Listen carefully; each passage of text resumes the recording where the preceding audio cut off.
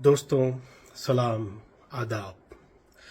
میں آج ایک ایسے موضوع سے متعلق آپ تمام سے گفتگو کرنا چاہتا ہوں جو ایک زبان کے چاہنے والے کے لیے تکلیف دہ ہے. میں ایک اردو معاشرے کا فرد ہوں، اردو معاشرے کا فریق ہوں، اس لیے سوچا کہ یہ معلومات آپ سے میں شیئر کروں کہ کل ہی جیسا کہ آپ جانتے ہیں کہ ہماری ریاست میں 10ویں جماعت کے نتائج آئے ہیں. اعداد و شمار دیکھنے پر پتہ چلا کہ 5,05,000 طلباء نے امتحان لکھا تھا. اس میں اردو ذریعہ تعلیم یعنی اردو میڈیم کے 7,500 طلباء تھے. 10ویں جماعت کے جملہ طلباء کی تعداد کے مقابلے اردو طلباء کی تعداد یعنی اردو میڈیم کے طلباء کی تعداد 1.4% تھی، جبکہ ریاست میں اردو جن اصحاب کی مادری زبان ہے ان کی تعداد اس سے زیادہ ہے.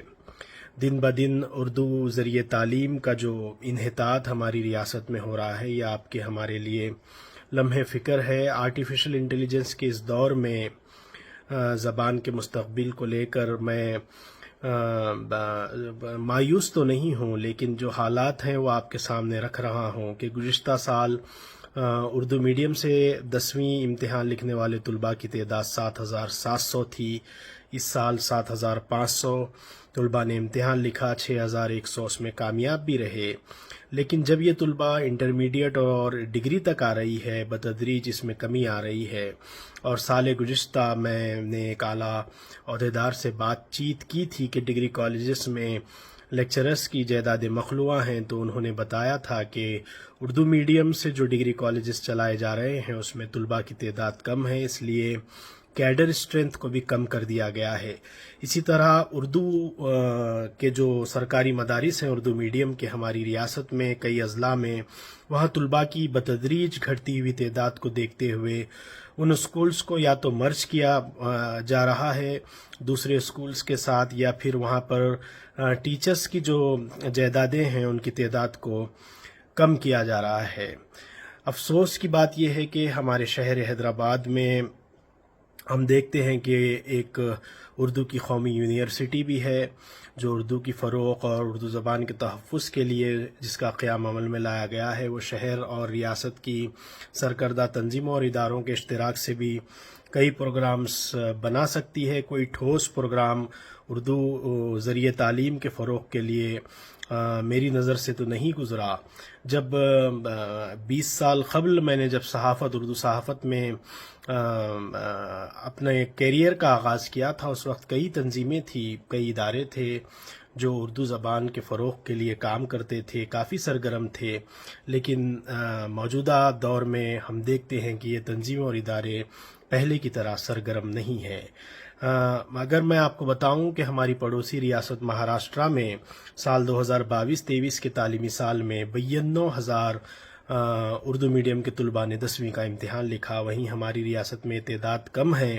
آپ کو یہ جان کر بھی حیرت ہوگی کہ اردو جو فرسٹ لینگویج کیرلا کے طلباء کی ہے ان کی تعداد بھی 5,000 کے آس پاس ہے جو 10ویں کا امتحان لکھے ہیں، اور ہماری ریاست میں یہ تعداد اگر 7,500 ہے تو یہ ہمارے لیے کافی فکر مند ہے.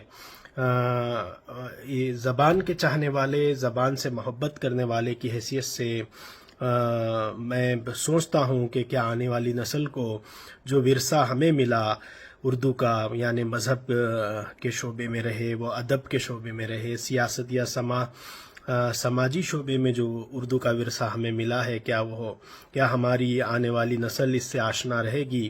اگر اس ورثے سے وہ ناآشنا رہے گی تو یہ ہمارا اور آپ کا ایک بڑا نقصان ہوگا، چونکہ ہم ضرورت اس بات کی ہے کہ اگر ہم انگریزی میڈیم سے بھی اپنے طلباء کو پڑھا رہے ہیں تو ایک زبان اردو ضرور انہیں سکھائیں، یا گھر میں سکھائیں یا اسکول میں ہی ایک سبجیکٹ لے کر انہیں اردو کی تعلیم دیں. بہت ضروری ہے. دن بدن اردو طلباء کی تعداد گھٹ رہی ہے. یہ ڈیجیٹل ایج ہے، آرٹیفیشل انٹیلیجنس کا ایرا ہے. مجھے لگتا ہے کہ اردو ڈیجیٹل پلیٹ فارمز کے ذریعے بھی فروغ کی جا سکتی ہے. اردو کا فروغ ہم دے سکتے ہیں ڈیجیٹل پلیٹ فارمز کے ذریعے.